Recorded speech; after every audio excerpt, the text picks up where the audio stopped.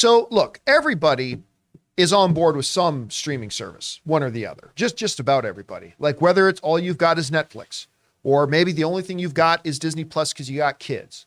Or maybe you're one of those people like me where a streaming service, well, I got to have it. And then you go out and you get Hulu and Disney Plus and Amazon Prime, HBO Max, Discovery, Peacock, still hate the name of that network. You got them all. Whatever it is, streaming we're at the forefront right now. It's still the beginning stages of the streaming wars. But this interesting study came out about consumer behavior when it comes to streaming services. And it basically laid out that 41% of people who sign up for a streaming service do so for one specific show. Listen to that number again. 41%, nearly half of people who sign up for a streaming service, whether it's Paramount Plus or whether that's Disney Plus or whether it's HBO Max, they do so for one show. And I remember when I first read that, I kind of thought that can't be true.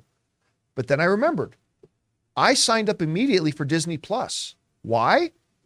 It wasn't for the library, although they've got a terrific library. I signed up for Disney Plus before it came out, specifically because I wanted to watch The Mandalorian. Now, granted, you can make the argument, well, John, Disney Plus hadn't launched yet. Of course, it only had the one show. Granted, but there are a lot of people who are signing up for Paramount Plus just so they could watch 1923. There are people who signed up for Game of Thrones. A lot of people signed up, for HBO simply because of Game of Thrones. Or then later on, Andor, or maybe after that, House of the Dragon, or whatever. Sorry, Andor was on Disney Plus, of course. It was very much like an HBO show. And I started thinking about it in consumer behaviors, and I thought, you know what? That's right. Now, the study went on to say that while in the high 90% people were aware of all these different streaming services, huge percentages of them couldn't tell you what shows were on which streaming service. So there's still really a low awareness factor when it comes to what's on what. And so when they know there is a show that I'm supposed to watch, Sylvester Stallone's got this new show where he's a mobster of some kind. What is it, Oscar Part 2? No, I think it's called Tulsa King. And they're like, okay, well, where do I see this new Sylvester Stallone thing? Okay, and then they sign up just for that. I think that is fascinating because I think people like us and people who watch this show, we're a little bit more immersed into it. So we know 5 different shows that are on all the different streaming networks, but this is really interesting to hear. Rob, we've been seeing in the past 6 months to a year that this big initial boom that happened when the pandemic started, that everybody thought everything within 6 months was going to be all streaming, all streamers. They've just gotten a big reality check the last few months that streaming has not turned out to be that magical pot of gold at the end of the rainbow that changes everything. But do you think that maybe this sort of consumer behavior, like just signing up for one show at a time, and then maybe if that show's gone, you get that churn rate, they leave? I don't know. What do you read into this number? Well, look, I think all anybody cares about, John, is what it is that they're watching. There's no brand loyalty to, say, HBO or Netflix or whatever. It's like their brand loyalty is to Stranger Things or Game of Thrones, or now it's Tulsa King or it's Yellowstone. Where do I go to get those? And I'll tell you something. It's been further confused because I don't like the Paramount Plus app. So I'll go subscribe to watch Star Trek Picard via Amazon. And Paramount Plus is having handshake issues with certain people's sets and things, so you're not getting the show the way you want to see it. So there's all kinds of things that I think dilute this idea of brands. And the thing is, the studios, look, I think HBO and like Disney Plus knows, the people that subscribe to Disney know what Disney is because they've got kids and it's a family thing. But all these other shows, like, you'd have to stop and think, because Yellowstone's been on other networks. And then they bring it on to Paramount Plus. So what is it? Where do I go to get my... I've been watching on Peacock, but that's to that point. Yeah, I mean, that's the thing. You're like, I don't care what streaming service I have to watch it on. I'll go watch it on wherever it is. And then when it's done, I'll turn my streaming service off. So none of this stuff surprises me. And I think that, I get because the studios thought that streaming gives them a guaranteed monthly income, a cash flow that they've never had. We know that through our subscribers, we're going to make $1.5 billion a month times 12. That's great.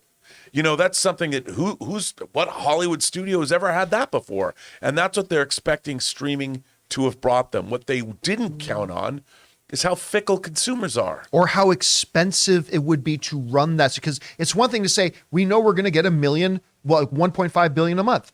But you forgot it's going to cost you $2.3 billion a month to run that service. And to make the shows. Yep. You know, and it's like people talk about how many shows does Disney Plus? I mean, they're a streaming service that's living off of Marvel shows and Star Wars shows.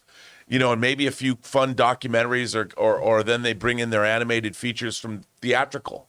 You know, and that's good for them, but it's not the guarantee. I mean, look, I think as everybody they this is the long game, man. And Hollywood always wants all that big upfront cash.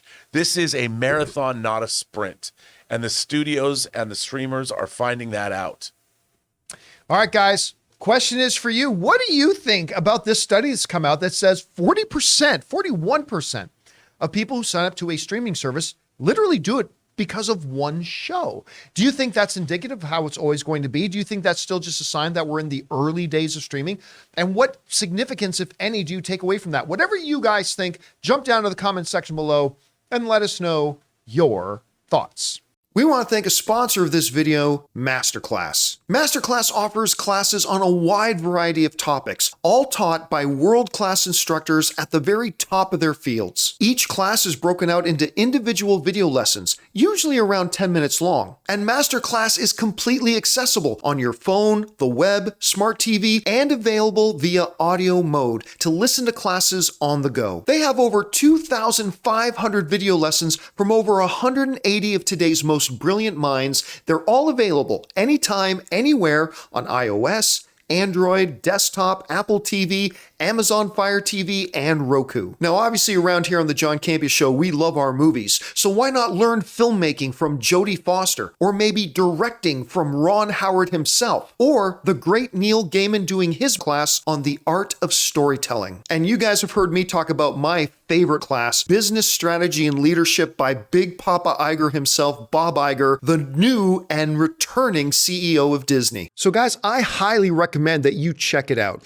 Get unlimited access to every class, and as a John Campea Show listener, you get 15% off an annual membership. Just go to masterclass.com/Campea now. That's masterclass.com/Campea for 15% off Masterclass.